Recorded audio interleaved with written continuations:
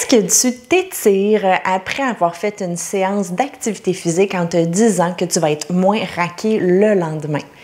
Si tu as répondu oui, écoute cette vidéo-ci, je vais te démontrer que c'est pas la bonne chose à faire, ou du moins qu'il y a d'autres choses à faire qui sont pas mal plus efficaces pour éviter d'être raqué le lendemain.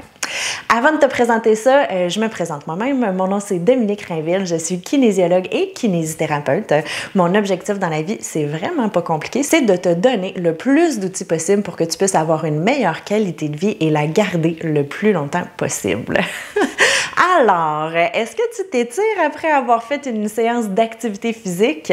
C'est quelque chose qu'on a fait vraiment très longtemps et encore tout récemment, j'ai entendu quelqu'un me dire « Ah ben oui, je vais m'étirer comme ça, je suis sûre d'être moins raqué le lendemain. » Et en fait, je tiens à te dire que si c'est le cas, c'est plus nécessaire de t'étirer après avoir fait de l'activité physique, ou du moins pas pour l'objectif que tu recherches. C'est-à-dire que plusieurs recherches démontrent que faire des étirements statiques, donc de garder une position et d'étirer son muscle, en fait, aurait aucun impact sur la raquure du lendemain.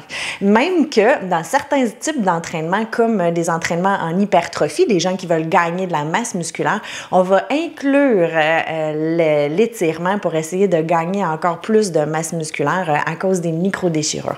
Donc, tout ça pour dire que si tu t'étires, c'est une bonne affaire. Arrête pas de t'étirer, mais étire-toi pas en te disant que ça va t'éviter d'être raqué. Il y a toutes sortes d'autres recherches qui démontrent que ce qui va être pas mal plus efficace de s'étirer, c'est, bon, peut-être que tu vas être raqué le lendemain, mais d'aller chercher un exercice de la récupération active. Ce que ça veut dire, c'est que ça va être un exercice qui va te permettre de bouger, mais à faible intensité, comme de la marche, du vélo, ce genre d'activité-là, qui va permettre à ton corps, en fait, au sang, de circuler dans ton corps et te permettre de te ressentir moins raqué à la suite de cette activité-là.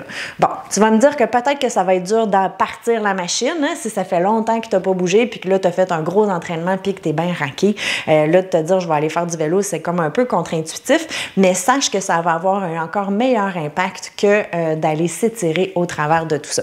Ça ne veut pas dire que les étirements, c'est pas une bonne chose pour toi, ça veut juste dire qu'il faut savoir pourquoi on fait les choses. Si tu veux avoir plus d'idées pourquoi c'est bon de s'étirer, je t'invite à regarder une autre vidéo que j'ai déjà faite sur ma chaîne YouTube. Tu pourras cliquer dans le lien dans les commentaires pour aller voir qu'est-ce qu'on peut faire ou à quoi servent plus ou moins les étirements et quel genre d'étirements sont bons à faire aussi. En plus, si tu veux avoir des idées d'exercices tout simples que tu peux faire justement pour les journées où tu es raqué, puis peut-être que ça ne te tente pas d'aller faire du vélo ou autre, ou peut-être après ta marche, une fois que tu te sens mieux, je t'invite à télécharger mon guide gratuit d'exercices à faire en cachette, des tout petits exercices qui vont te permettre de continuer à stimuler ton corps, mais peut-être pas de mettre l'accent encore une fois sur les micro-déchirures qui viennent quand on recommence à faire de l'activité physique ou on recommence à faire des exercices qui, eux, nous causent cette fameuse raquure-là.